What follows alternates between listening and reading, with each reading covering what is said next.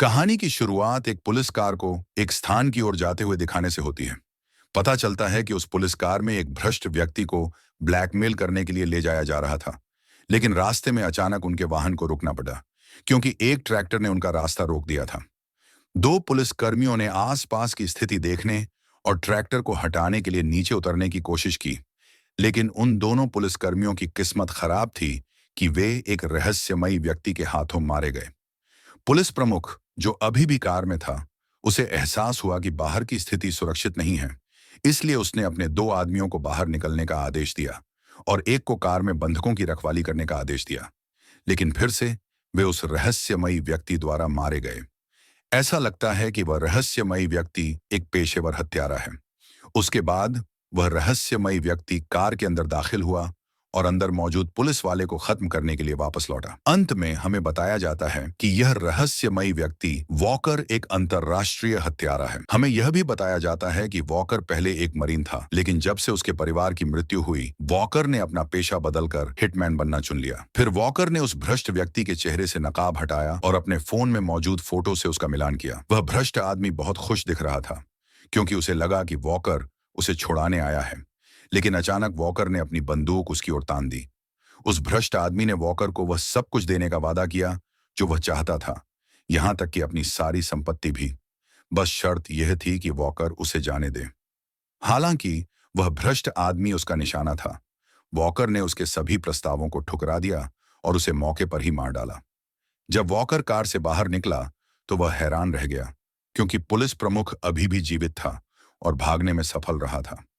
यह महसूस करते ही वॉकर ने तुरंत अपने दोस्त से संपर्क किया। वॉकर ने उसे बताया कि वह भ्रष्ट व्यक्ति जो उसका निशाना था मारा जा चुका है, लेकिन एक पुलिस वाला भागने में सफल रहा था और उसने वॉकर का चेहरा देख लिया था। यह सुनकर वॉकर के दोस्त ने सुझाव दिया कि वॉकर अपनी पहचान बदलने के लिए एक केंद्र पर जाए। संक्षेप में वॉकर एक स्थान पर पहुंचा। जब वह अंदर गया तो वॉकर एक वृद्ध महिला से मिला जो वॉकर की पुरानी पहचान को नई पहचान से बदलने में उसकी मदद करने वाली थी। वॉकर ने अपनी पहचान अभी बनाने के लिए कहा, लेकिन वृद्ध महिला ने कहा कि उसकी नई पहचान अभी तो बन जाएगी, लेकिन सुरक्षा की दृष्टि से वॉकर को एक रात वहीं रुकना होगा। उसके बाद स्मिथ नाम का एक अधिकारी वॉकर को एक कमरे में ले गया। कमरे में प्रवेश करने के बाद स्मिथ ने वॉकर से अपना सारा सामान हटाकर दूर रखने को कहा। फिर वॉकर से अपनी उंगलियों के निशान बदलने के लिए भी कहा गया। यह पता चला है कि यह केंद्र उन पेशेवर हत्यारों के एक संगठन का है जो अपनी पुरानी पहचान को नई पहचान से बदलना चाहते हैं। जब वॉकर अपने लिए दिए गए कमरे में प्रवेश करने वाला था तो उसकी मुलाकात कई अन्य पेशेवर हत्यारों से हुई। वॉकर ने जूलियट नाम की एक गर्भवती महिला को भी देखा। उस समय जूलियट एल्डा नाम के एक हिटमैन के साथ उसी कमरे में थी। इसी बीच पता चलता है कि माफियाओं का एक समूह गुप्त रूप से उस जगह पर हमला करने वाला है। इस हमले का नेतृत्व माफिया बॉस के सबसे भरोसेमंद आदमी द्वारा किया जा रहा था। अंदर जाने से पहले उनके एक प्रमुख आदमी रेनार्ड ने अपने बॉस को सूचित किया कि वे स्थान के पास पहुंच चुके हैं। यह पता चला है कि उनका लक्ष्य जूलियट को जबरन अपने साथ ले जाना है, जो वर्तमान में गर्भवती है। दृश्य अब वॉकर की ओर मुड़ता है, जो अपनी बेटी की फोटो वाले लॉकेट को देखते हुए दिखाई देता है। वॉकर अपनी बेटी की फोटो देखकर हमेशा दुखी हो जाता है और खुद को दोषी महसूस करता है। यह पता चलता है कि उसकी बेटी की मृत्यु दशकों पहले तब हुई थी जब वॉकर मरीन के रूप में सक्रिय था। इसी बीच कहीं और माफिया के सदस्य गेट खोलने और वहां के सुरक्षा कर्मियों को खत्म करने में सफल रहे। उन्होंने जूलियट के ठिकाने की तलाश के लिए अंदर धावा बोलना शुरू कर दिया। सभी कमरों की निगरानी के प्रभारी गार्ड को भी मार दिया गया।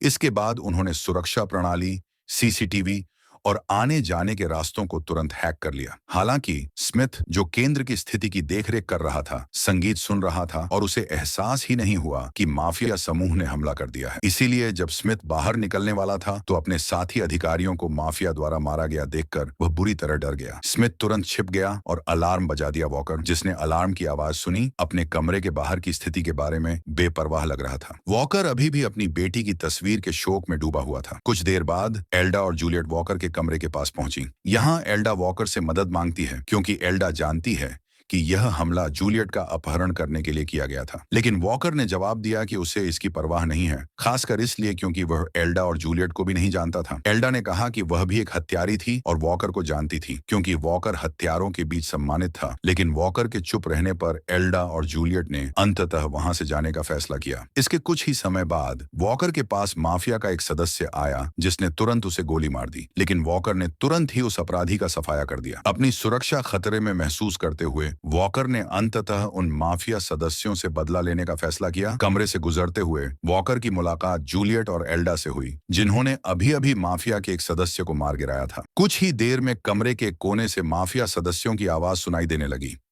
एल्डा ने वॉकर को उन्हें खत्म करने के लिए कहा, लेकिन वॉकर ने कहा कि यह एल्डा का काम है। संक्षेप में एल्डा ने एक एक करके माफिया सदस्यों को निपटा दिया। जब एल्डा अचानक हमले की चपेट में आ गई, तभी वॉकर सौभाग्य से वहां आ गया और एल्डा को बचा लिया। फिर एल्डा जूलियट को शस्त्रागार में बुलाती है, क्योंकि वहां अभी भी माफिया के कई सदस्य मौजूद हैं और उनके पास माफिया से लड़ने के लिए हथियार नहीं है। जब वे शस्त्रागार में प्रवेश करने ही वाले थे, तभी अचानक माफिया के सदस्य आ गए, इसलिए जूलियट को कार के नीचे छिपना पड़ा। दुर्भाग्य से जूलियट वहां पहरा दे रहे एक माफिया सदस्य के हाथों पकड़ी गई, लेकिन सौभाग्य से वॉकर और एल्डा ने तुरंत उस माफिया सदस्य को मार गिराया।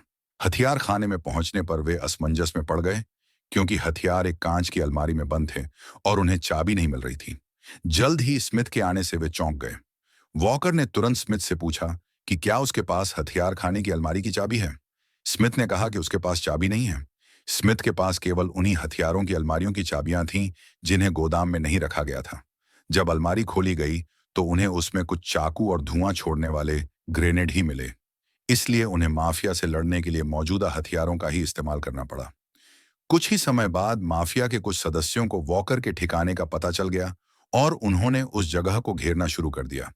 एक व्यक्ति के मारे जाने के बाद एल्डा ने जूलियट से स्मोक ग्रेनेड खोलने को कहा और फिर उनके बीच लड़ाई और गोलीबारी शुरू हो गई। हथियार खाने में घुसे सभी माफिया सदस्यों को सफलतापूर्वक मार गिराने के बाद स्मिथ को गलती से गोली लग गई। वॉकर ने स्मिथ को शांत करने की कोशिश की, लेकिन दुर्भाग्यवश स्मिथ को मरना पड़ा, क्योंकि गोली का घाव बहुत गंभीर था। एल्डा फिर जूलियट और वॉकर को अस्पताल ले गई, क्योंकि पता चला कि वॉकर के पैर में भी गोली लगी थी। अस्पताल पहुंचकर वॉकर ने पूछने की कोशिश की कि माफिया वास्तव में क्या चाहता है। एल्डा ने बताया कि वह पहले एक हिटमैन थी जो एक माफिया सरगना के साथ काम करती थी। इस दौरान गिरोह का सरगना और उसका गिरोह मानव तस्करी का धंधा चला रहा था और जूलियट भी बेची जाने वाली पीड़ितों में से एक थी। लेकिन गिरोह का सरगना जूलियट की ओर आकर्षित हो जाता है और उसे अपनी प्रेमिका बना लेता है। जूलियट कई सालों तक डेटिंग करती है, जब तक कि वह गर्भवती नहीं हो जाती। लेकिन जब जूलियट और उसके बच्चे को ऊंची कीमत की पेशकश की गई, तो गिरोह के सरगना ने बिना किसी झिझक के जूलियट को तुरंत बेचना चाहा। एल्डा, जिसके दिल में अब भी थोड़ी सी भी अंतरात्मा बची है, जूलियट को माफिया सरगना की क्रूरता से बचाने का फैसला करती है, खासकर तब जब जूलियट माफिया सरगना के साथ डेटिंग कर रही होती है। जूलियट के साथ अक्सर अमानवीय व्यवहार किया जाता है। यह जानकर वॉकर को दया आ गई और उसने कहा कि उन्हें तुरंत इस जगह से भागना होगा। वॉकर एल्डा को मॉनिटर रूम में जाने के लिए कहता है, ताकि सिग्नल डिस्ट्रॉयर को निष्क्रिय किया जा सके और वॉकर अपने दोस्त से संपर्क कर सके। यहां एल्डा वॉकर और जूलियट को रुकने के लिए कहती है, जब तक वह मॉनिटर रूम में नहीं जाती। रास्ते में एल्डा की मुलाकात माफिया सरगना के एक खास आदमी से होती है। एल्डा तुरंत ही माफिया सरगना के कुछ आदमियों को मार गिराती है, लेकिन माफिया सरगना का एक खास आदमी भाग निकलने में कामयाब हो जाता है। इसके बाद एल्डा मॉनिटर रूम में प्रवेश करती है और सिग्नल डिस्ट्रॉयर को निष्क्रिय कर देती है। इस बीच जूलियट माफी मांगती है और वॉकर को उसकी मदद के लिए धन्यवाद देती है। कुछ ही देर में एल्डा लौट आई और लड़ाई में उसके सीने पर गहरा घाव हो गया था।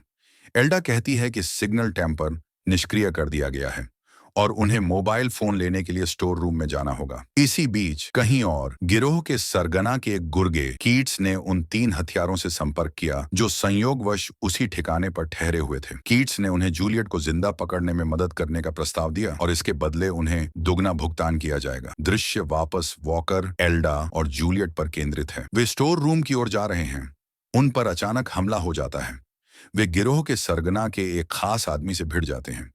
काफी देर तक चली गोलीबारी के बाद वॉकर आखिरकार गिरोह के सरगना के एक खास आदमी को मार गिराने में कामयाब हो जाता है। फिर वे मोबाइल फोन लेने के लिए स्टोर रूम में जाते हैं, लेकिन पता चलता है कि वहां पहले से ही कॉलिंस नाम का एक हत्यारा उनका इंतजार कर रहा था। वॉकर तुरंत एक स्मोक ग्रेनेड फेंकता है ताकि वे उसे आसानी से हरा सकें। हालांकि मिलकर संघर्ष करने के बाद वे अंततः हत्यारे को काबू करने में कामयाब हो गए। वॉकर ने तुरंत एक मोबाइल फोन लिया और मदद मांगने के लिए अपने दोस्त से संपर्क किया, लेकिन उसके दोस्त ने कहा कि मदद 1 घंटे में ही आएगी। फिर वॉकर ने एल्डा और जूलियट को आगे बढ़ने के लिए कहा, क्योंकि अगर वे वहीं रुके रहे तो माफिया सदस्य उन्हें घेर सकते हैं। एल्डा ने सुझाव दिया कि वे मदद आने तक एक नई पहचान बनाने के लिए सामने वाले कमरे में चले जाएं। जब वे वहां जाने ही वाले थे, तब पता चला कि कमरे के बाहर पहले से ही एक हत्यारा पहरा दे रहा था। वॉकर ने एल्डा और जूलियट को तुरंत सामने वाले कमरे में जाने के लिए कहा, जबकि वह हत्यारे को हराने के बाद उनके पीछे आएगा। वॉकर ने फिर हत्यारे को एक कमरे में फंसा लिया। यहां वॉकर ने अंततः फिशर नाम के हत्यारे से लड़ाई की। शुरुआत में वॉकर को फिशर से लड़ने में काफी मुश्किल हुई, लेकिन आखिरकार वॉकर ने उस हत्यारे को मार गिराया। इसी बीच जूलियट और एल्डा की मुलाकात बचे हुए एक हत्यारे से हुई। एल्डा ने जूलियट को आगे वाले कमरे में जाने को कहा, जबकि वह उस हत्यारे से लड़ेगी। एल्डा लड़ाई में अपने प्रतिद्वंदी की क्षमताओं का मुकाबला करने में संघर्ष कर रही थी। सौभाग्य से जब एल्डा मरने ही वाली थी, तब वॉकर आ गया, जिससे वह हत्यारा एल्डा को मारने से रुक गया और वॉकर का पीछा करने लगा। वॉकर ने फिर हत्यारे को वहां खड़ी एक कार की ओर फुसलाया। हत्यारा कार के पास पहुंचते ही वॉकर ने कार पर एक ग्रेनेड फेंक दिया, जिससे एक जबरदस्त धमाका हुआ और एल्डा ने अपनी पिछली हार का बदला लेने के लिए उसने हत्यारे को मार डाला। इसी बीच कीट्स ने जूलियट को पकड़ लिया। कीट्स ने जूलियट से कहा कि वह विरोध न करे, क्योंकि वह जूलियट और उसके बच्चे को मारने में जरा भी संकोच नहीं करेगी। जल्द ही वॉकर और एल्डा सामने वाले कमरे में दाखिल हुए, लेकिन उन्हें वहां सिर्फ जूलियट की पहचान फाइल मिली, जबकि जूलियट वहां नहीं थी। एल्डा को एहसास हुआ कि जूलियट को माफिया के सदस्यों ने पकड़ लिया होगा। एल्डा ने वॉकर को तुरंत जूलियट को ढूंढने और उसे बचाने के लिए कहा, लेकिन वॉकर ने जवाब दिया कि उसने बहुत मदद कर दी है, इसलिए वह यहीं रुक जाएगा। यह सुनकर एल्डा ने कहा कि चाहे वॉकर में दया हो या ना हो, जूलियट का भाग्य वही होगा जो वॉकर की बेटी और पत्नी का था। पता चलता है कि एल्डा वॉकर के अतीत के बारे में बहुत कुछ जानती है, खासकर तब से जब वॉकर एक सक्रिय मरीन था। जब वॉकर युद्ध क्षेत्र में ड्यूटी पर थे, वॉकर की बेटी और पत्नी का अपहरण एक ऐसे गैंगस्टर ने कर लिया जो मानव तस्करी का धंधा भी करता था। इसके बाद एल्डा जूलियट को बचाने के लिए अकेले ही निकल पड़ी। इसी बीच वॉकर, जो जाने ही वाले थे, अचानक उन्हें अपना पेंडेंट मिला, जो गलती से गिर गया था। जब वॉकर अपनी बेटी की तस्वीर देखते हैं, तो उन्हें महसूस होता है कि उन्हें जूलियट को बचाना ही होगा, खासकर इसलिए क्योंकि जूलियट गर्भवती है। फिर दृश्य एल्डा की ओर मुड़ता है, जो जूलियट को ढूंढ लेती है। जूलियट को माफिया सरगना के 2 खास आदमी, कीट्स और रेनार्ड, ले जाने वाले होते हैं। जब वे कार में बैठने ही वाले थे, तभी एल्डा ने उन पर हमला कर दिया। दुर्भाग्यवश एल्डा के प्रयास असफल रहे और अब रेनार्ड ने एल्डा को घेर लिया है। जब रेनार्ड एल्डा को खत्म करने ही वाला था, तभी वॉकर आकर उसे बचा लेता है। वॉकर और रेनार्ड आपस में लड़ रहे थे, वहीं एल्डा को भी कीट्स से लड़ना पड़ा। पहले से ही थके हुए वॉकर को रेनार्ड ने बुरी तरह पीटा। इसी बीच एल्डा ने कीट्स को आसानी से हरा दिया। फिर एल्डा ने वॉकर की मदद करने की कोशिश की, जो उस समय गिर गया था। इस लड़ाई में वॉकर ने रेनार्ड का हाथ काट दिया और जूलियट ने रेनार्ड को कार से टक्कर मारकर मार डाला। अंत में वे माफिया सरगना द्वारा भेजी गई सेना को खदेड़ने में कामयाब रहे। कुछ ही समय बाद वॉकर के दोस्त द्वारा भेजे गए सहायक आ गए। जब वॉकर कार में था, उसके दोस्त ने उसे फोन किया और बताया कि वॉकर के लिए एक नया काम का प्रस्ताव है, लेकिन जवाब देने से पहले वॉकर ने कहा कि वह पहले अपना काम निपटाएगा। कुछ हफ्तों बाद माफिया सरगना अपने मुख्यालय में आराम करते हुए दिखाई देता है। कुछ ही देर में उसने अपने कमरे के बाहर शोर सुना। घबराकर गिरोह के सरगना ने तुरंत अपनी बंदूक चला दी, लेकिन पता चला कि वह अपने ही आदमियों पर गोली चला रहा था। बिना ज्यादा सोचे समझे वॉकर ने गिरोह के सरगना को मार गिराया। इस बीच एल्डा जूलियट के बच्चे के जन्म का इंतजार कर रही हैं। वे अपने बच्चे का नाम वॉकर के नाम पर रखने की योजना बना रहे हैं, क्योंकि वे वॉकर के ऋणी हैं जिन्होंने माफिया सरगना के अत्याचार से बचने में उनकी मदद की है।